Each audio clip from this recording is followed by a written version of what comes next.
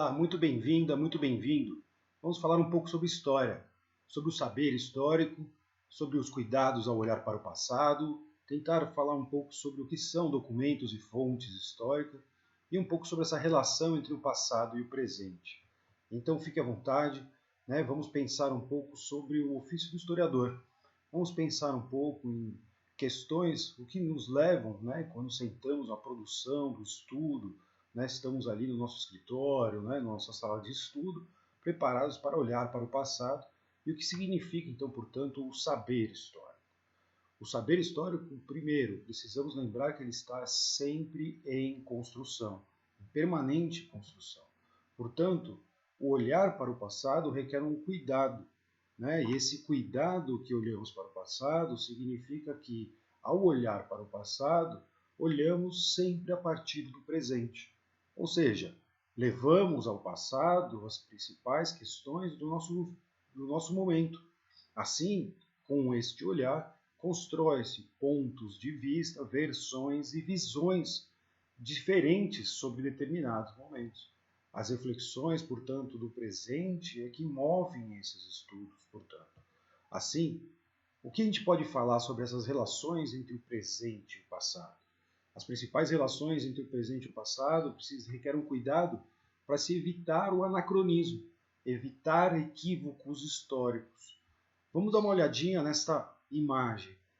Ou seja, aqui você percebe facilmente algo anacrônico, ou seja, aquilo que está fora do seu tempo. Dados, personagens, fontes, questões que são colocadas fora daquele determinado período, que não pertencem, portanto, àquele determinado período. Quando falamos, portanto, sobre anacronismo, né, precisamos evitar esses equívocos históricos que são tão comuns.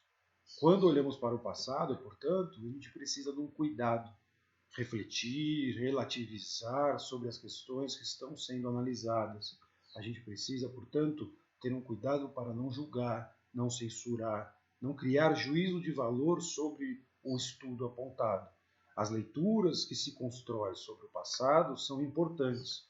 Um famoso historiador chamado Jacques Legoff, ele colocou uma frase importantíssima que traduz todo esse momento.